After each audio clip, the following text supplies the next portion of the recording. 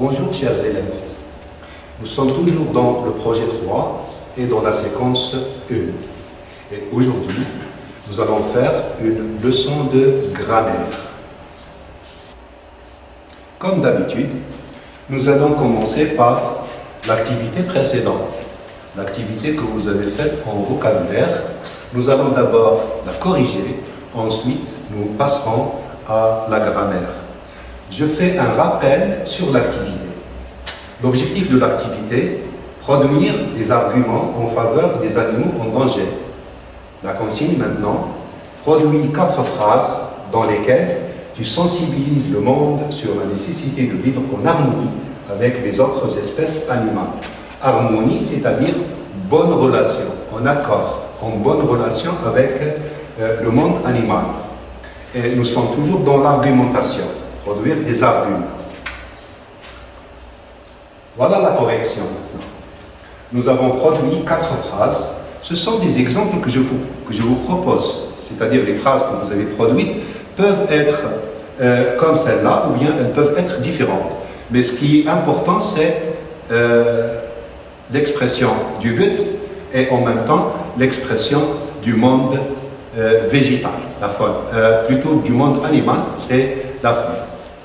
Phrase 1. Que se passerait-il si tous les oiseaux chanteurs disparaissaient? Donc le monde animal, vous voyez, les oiseaux chanteurs. Phrase 2. Le braconnage. Le braconnage, c'est la chasse des animaux dans des saisons qui n'ont pas légales, c'est-à-dire hors saison. Et ça, ce n'est pas permis par la loi, c'est illégal. Le braconnage est tellement nuisible qu'il met en danger la vie de toutes les espèces vivantes. Troisième phrase, les hommes doivent apprendre à cohabiter. Cohabiter, c'est-à-dire habiter ensemble, à cohabiter avec les autres espèces. Il existe des relations d'interdépendance entre eux. Et la dernière phrase, il faut être conscient des dommages que subit la nature.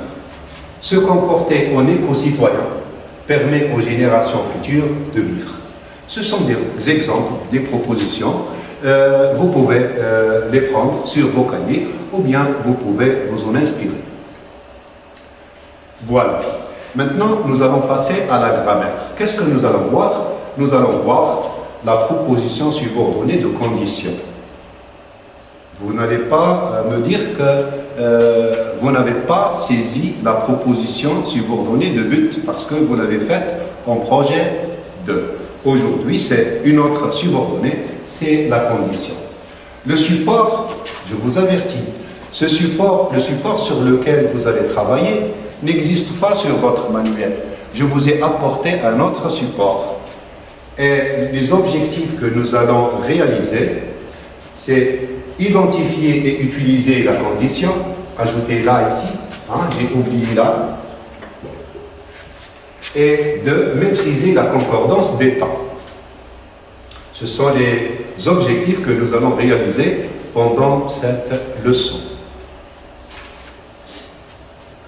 Avant d'aller vers la grammaire, il faut d'abord comprendre le texte. Réponds à la question suivante, une seule question. Pourquoi l'auteur a-t-il employé cette série de phrases négatives dans son texte? Pourquoi l'auteur a-t-il employé cette série de phrases négatives dans son texte? Nous allons vers le texte et nous allons souligner ensemble ces phrases négatives. Un monde sans plantes. C'est un texte qui a été écrit par Jean-Marie Pelt dans Le Monde des plantes, entretien avec Daniel Fournier, édition du Seuil, petit point des connaissances, en 1993. Voilà le texte. Je lis et je souligne les phrases négatives. Il suffit, pour comprendre à quoi servent les plantes, de se poser la question de ce qu'il adviendrait s'il n'en existait plus. S'il n'en existait plus, c'est une phrase négative. Eh bien, nous ne serions pas là pour en parler. D'ailleurs, nous ne serions pas là du tout, car plus de plantes, plus d'hommes. Nous n'aurions, voilà, ici, combien de phrases négatives nous avons? Ça, et cette phrase-là, plus de plantes, plus d'hommes. Nous n'aurions plus l'occasion d'admirer un magnifique bouquet. Il y a plein de phrases négatives. Et je me pose la question, pourquoi? Il n'y aurait plus rien à manger. Ni plantes, phrase négative, ni animaux, puisque les animaux se nourrissent précisément de plantes. Il n'y aurait plus non plus de journaux. Regardez bien la forme négative dans les phrases de journaux, car leur fabrication consomme des tonnes de pâte à papier provenant pour l'essentiel des forêts de pins. Plus de plantes, plus de pain. Regardez bien, plus de plantes, plus de pain. Pain, P-I-N, ce sont des arbres. Le pain, c'est un arbre. Et plus non plus de pain. Le pain, c'est ce que nous mangeons, le pain, la galette. Car plus de blé. Quand il n'y a plus de blé, il n'y aura plus de pain. Donc regardez bien, presque tout le texte est fait de phrases négatives.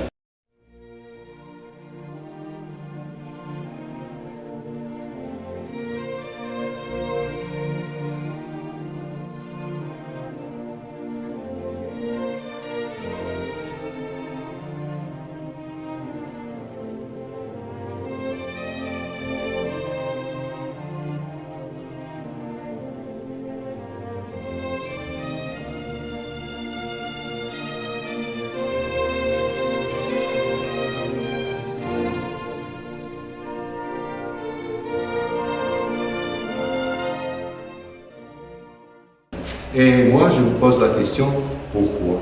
Pourquoi selon vous? Certainement, vous avez écrit une réponse.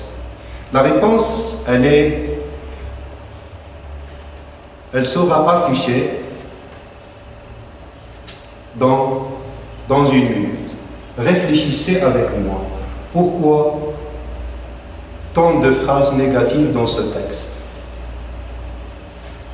Regardez bien, nous ne serions pas là. Plus de plantes, plus d'hommes. Nous n'aurions plus l'occasion d'admirer un magnifique bouquet. Il n'y aurait plus rien à manger, ni plantes, ni animaux. Il n'y aurait plus non plus de journaux. Plus de plantes, plus de pain, plus non plus de pain, car plus de blé. Regardez bien, la négation ici, elle est très présente dans ce texte-là. Pourquoi l'auteur, il a choisi justement la forme négative comme une forme dominante dans le texte? Vous avez certainement pensé aux réponses suivantes. L'auteur veut nous faire passer un message. Passer, j'ai oublié R, hein? Attention, il faut ajouter R.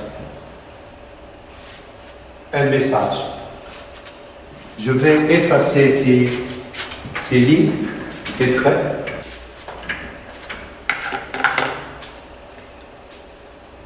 La disparition des plantes, c'est la fin des autres espèces animales, c'est-à-dire les hommes et les animaux, disparaîtront si les plantes disparaissent. Car, pourquoi? Il existe une relation d'interdépendance entre le monde végétal et le monde animal. Interdépendance. Nous, par exemple, les hommes, nous sommes dépendants des animaux et des végétaux. Nous ne pouvons pas vivre sans plantes et sans viande, par exemple. Tout le monde dépend de tout le monde. Donc c'est un réseau. C'est un réseau. C'est une chaîne. C'est un signal d'alarme pour sauver le monde végétal. Donc vous voyez, on dirait qu'il s'agit dans ce texte de la fin du monde. La fin du monde est provoquée par quoi?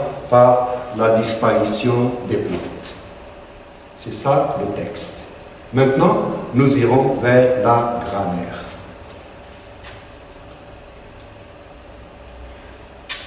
Ces phrases-là, je les ai puisées dans le texte que nous venons de lire. Je vous ai choisi ces 3 phrases.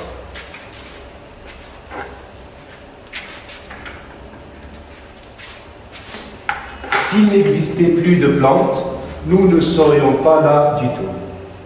S'il n'existait plus de plantes, nous n'aurions plus l'occasion d'admirer un magnifique bouquet. 3. S'il n'existait plus de plantes, il n'y aurait plus rien à manger. Donc ce sont des phrases complexes. Ce sont des phrases complexes qui résument un peu le texte que nous venons de lire.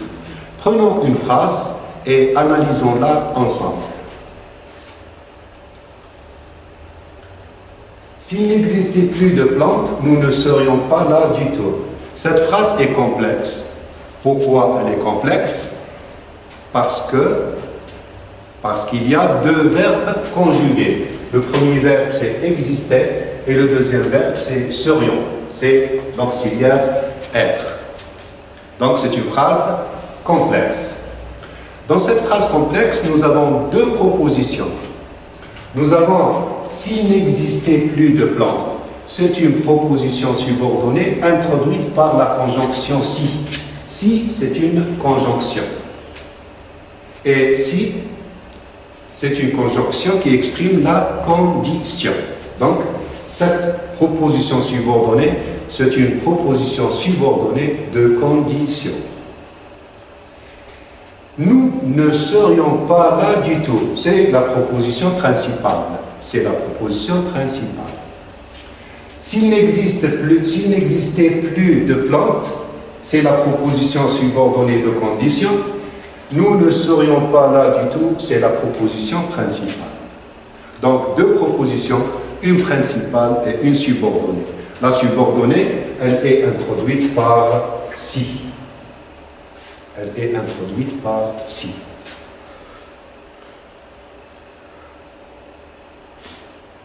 Dans cette phrase, s'il n'existait plus de plantes, nous ne serions pas là du tout. Nous allons essayer de comprendre maintenant la condition. Dans cette phrase, notre disparition, regardez bien, notre disparition est soumise à une condition. Il y a une condition, c'est la disparition des plantes. Donc, notre disparition est soumise à une condition. Cette condition-là, c'est la disparition des plantes.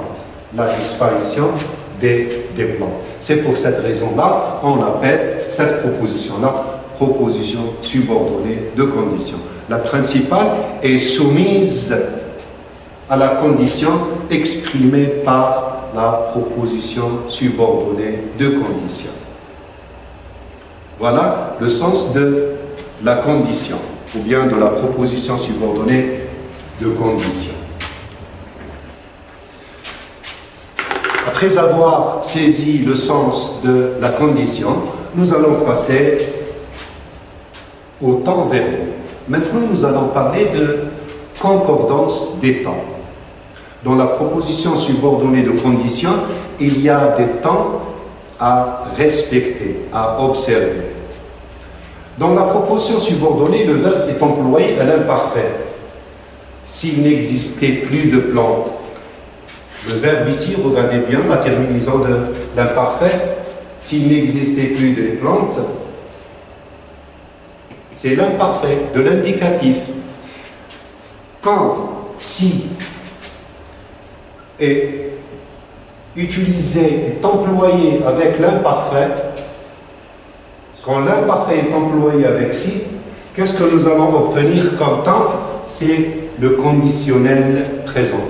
Le conditionnel, c'est un mode, et présent, c'est le temps. Donc, regardez bien, nous ne serions pas là du tout. Serions, c'est l'auxiliaire être au conditionnel présent. Donc si plus imparfait, ça nous donne le conditionnel présent.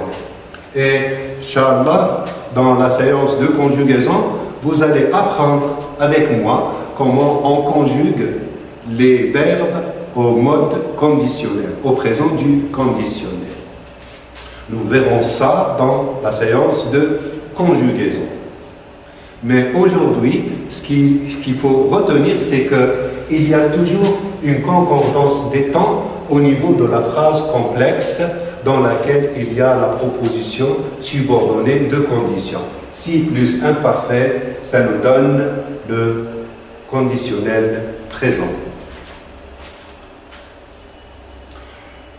Vous avez remarqué que le temps du verbe de la proposition est à l'imparfait, existait, et que le temps du verbe de la principale est au conditionnel présent, disparaîtrait. Regardez bien. Ou bien, nous ne serions pas là dans une autre phrase. D'accord?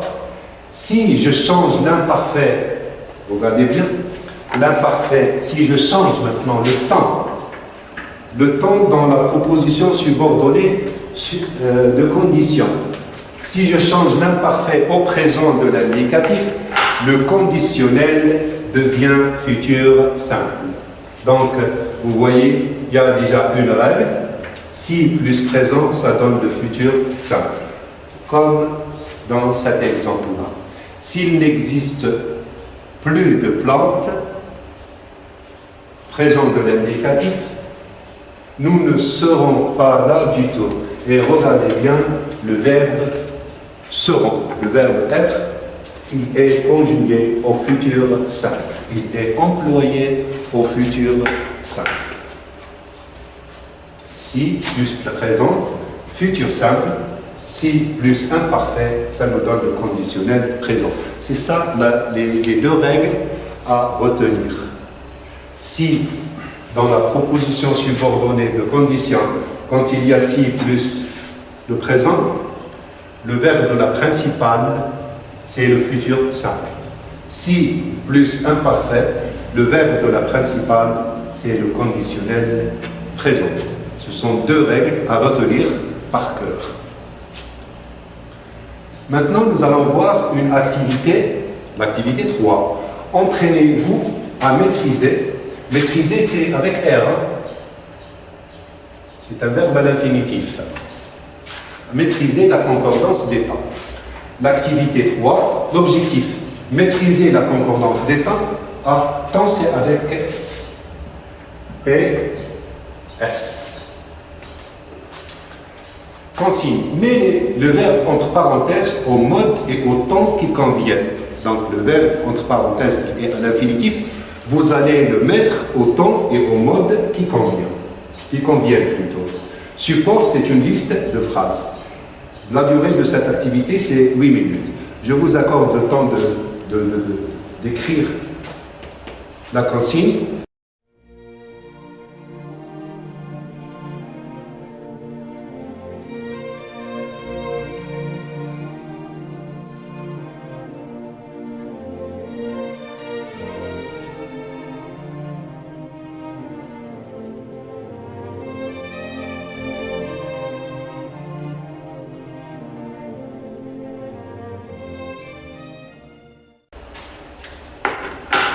Maintenant, je vous passe les phrases.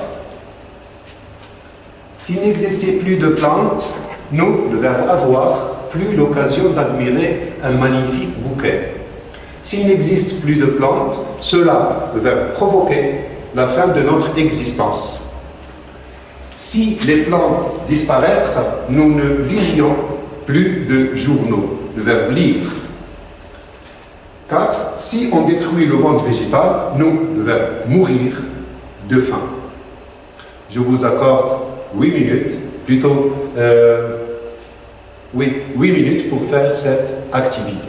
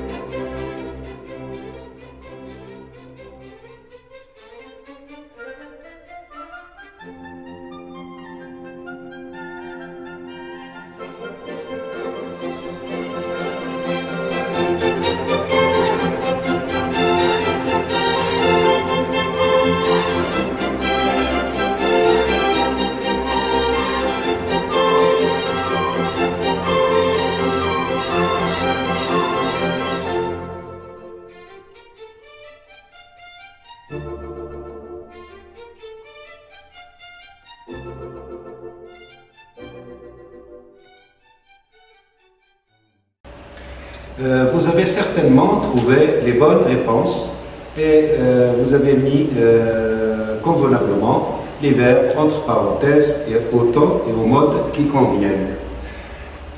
Certainement, vous avez trouvé ces réponses-là. S'il n'existait plus de plantes, nous n'aurions plus de l'occasion d'admirer un magnifique bouquet. Nous sommes obligés d'utiliser le conditionnel présent. Pourquoi? Parce que il y a, avec si, il y a l'imparfait de l'indicatif. Au niveau de la phrase 2, nous sommes obligés d'utiliser le futur simple, car il y a, avec si, il y a le présent de l'indicatif. S'il n'existe plus de plantes, cela provoquera la fin de notre existence. Au niveau de la phrase 3, vous avez lirions, conditionnel passé, c'est le verbe lire au conditionnel présent plutôt, conditionnel présent. Pourquoi le conditionnel présent? Tout simplement parce que nous sommes conditionnés par l'imparfait. Disparaissez, c'est un verbe à l'imparfait de l'indicatif. Au niveau de la phrase 4, nous avons le verbe souffrir au futur simple. Pourquoi? Parce que le verbe détruire, il est utilisé au présent de l'indicatif. Donc, si plus imparfait, c'est le conditionnel présent. Si plus présent, c'est le futur simple. Si plus imparfait, c'est le conditionnel présent. Si plus présent, c'est le futur simple. Voilà la correction de l'exercice de l'activité précédente.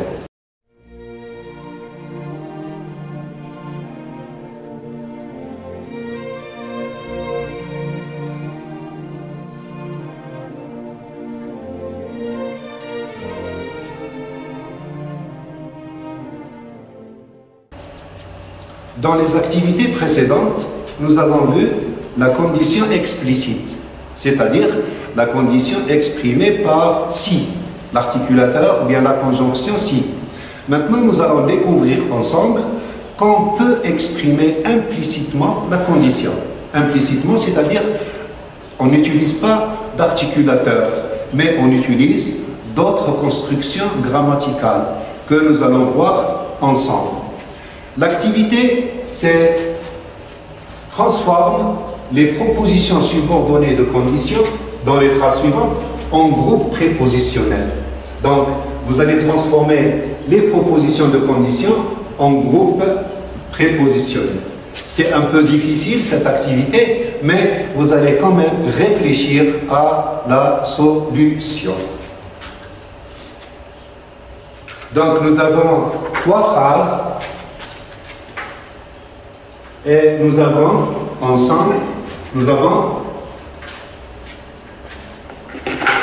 la première phrase, c'est « S'il n'existait plus de plantes », c'est ça la proposition subordonnée que vous avez transformée en groupe prépositionnel.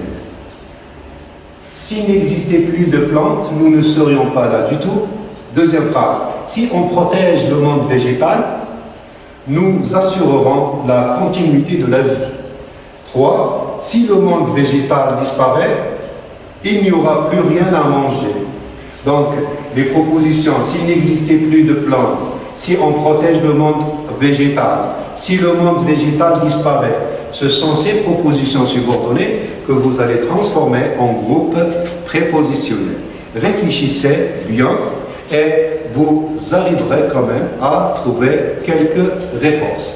Vous avez 8 minutes pour faire cette activité.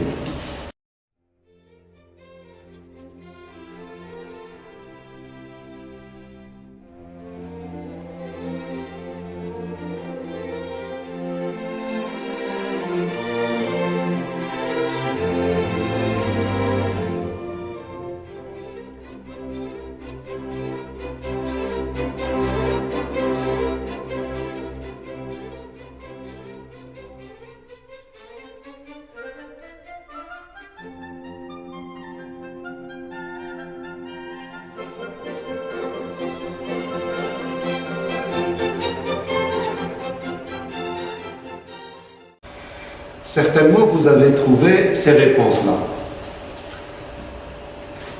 À chaque proposition subordonnée de condition, vous avez trouvé un groupe prépositionnel qui exprime le même sens.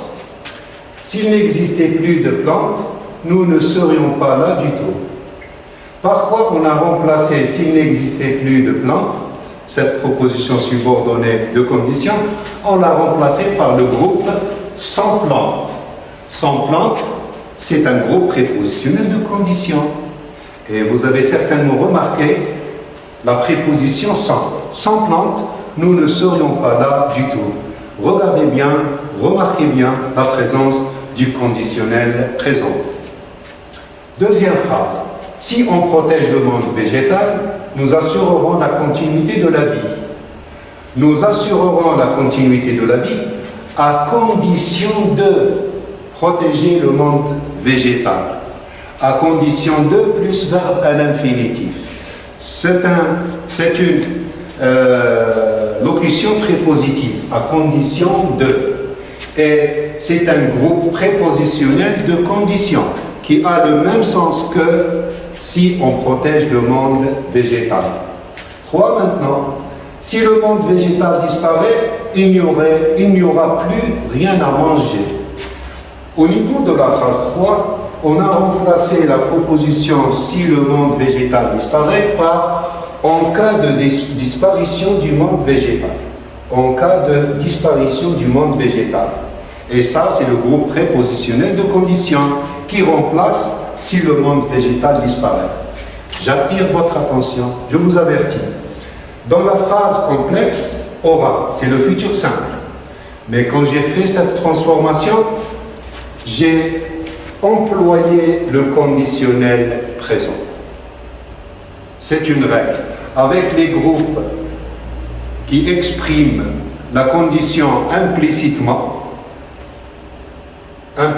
sans, les groupes qui sont introduits par sans et en cas de, on utilise le conditionnel présent. Donc, voilà la règle. On peut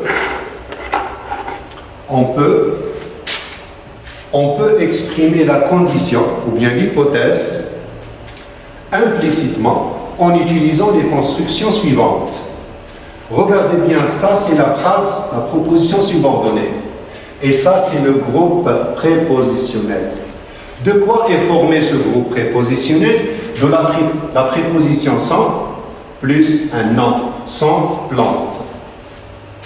Si le monde végétal disparaît, regardez bien, en cas de disparition du monde végétal, regardez bien, en cas de plus non, disparition du monde végétal.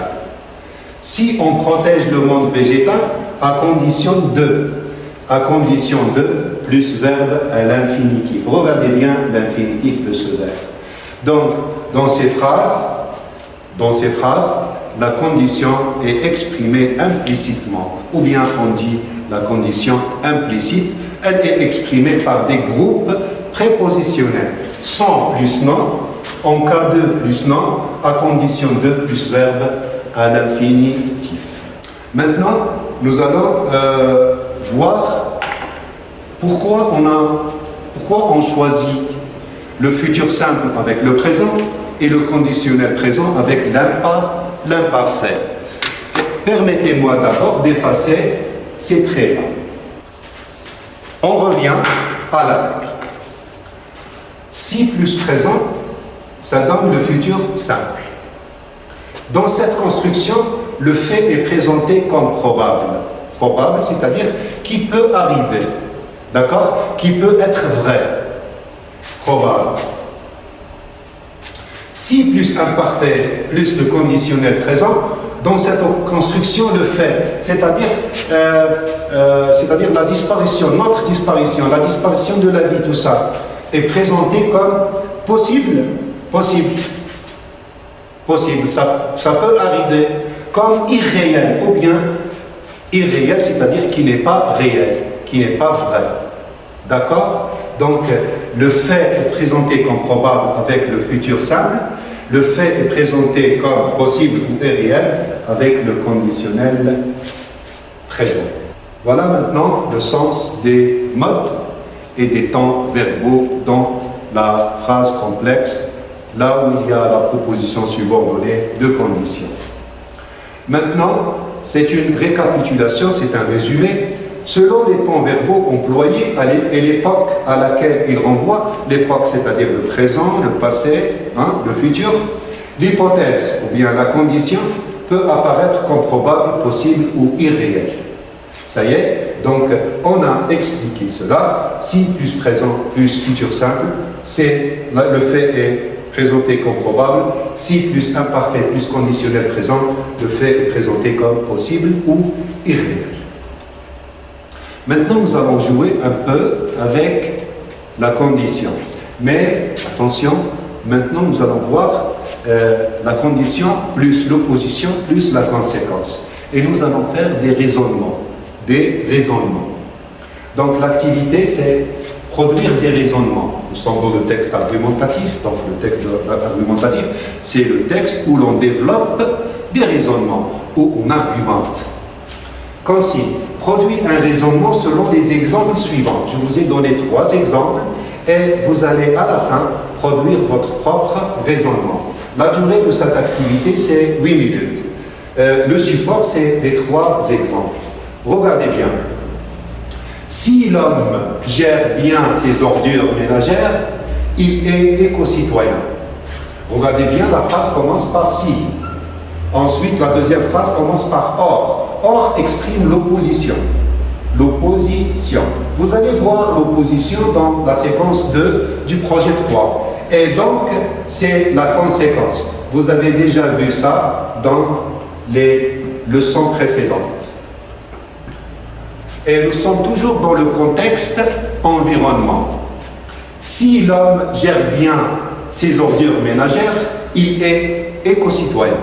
Maintenant, or, il gère mal ses ordures. Regardez bien le contraire, bien, mal. Or, il gère mal ses ordures. Donc, il n'est pas éco-citoyen. Ici, s'il gère bien, il est éco-citoyen. S'il gère mal, il n'est pas éco-citoyen. C'est un raisonnement. Si l'homme gère bien ses ordures, il est éco-citoyen. Or, il gère mal ses ordures, donc il n'est pas éco-citoyen. C'est un jeu. Nous sommes en train de jouer. Deuxième exemple maintenant.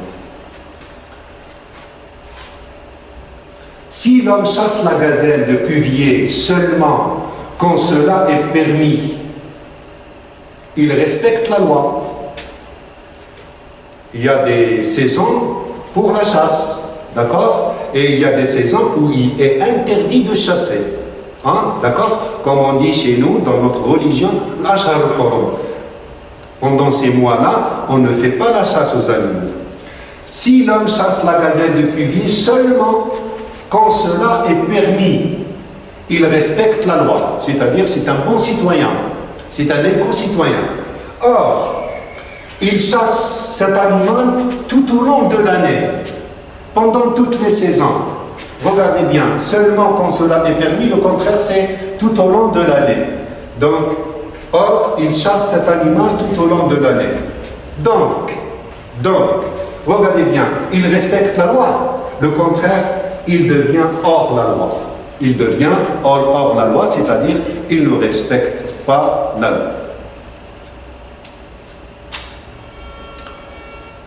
On va voir un autre exemple, et le dernier. Si l'homme utilise avec intelligence, si l'homme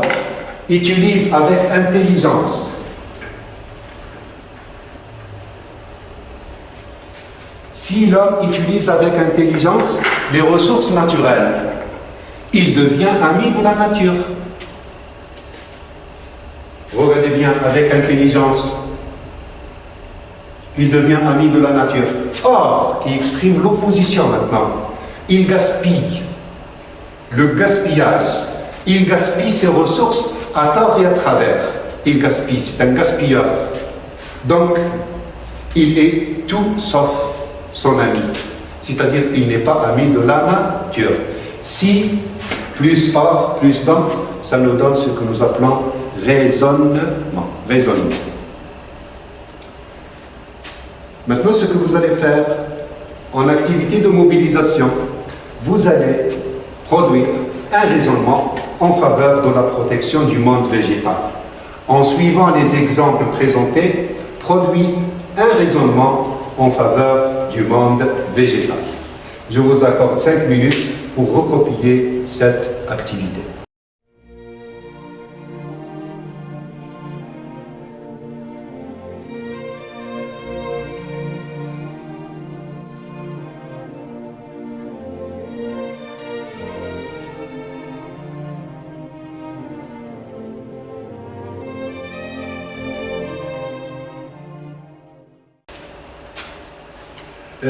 Merci bien et à très bientôt. À la prochaine.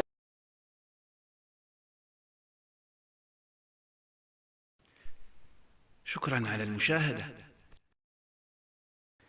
لا تنسوا الاشتراك في القناة، الضغط على الجرس، الإعجاب بالفيديو.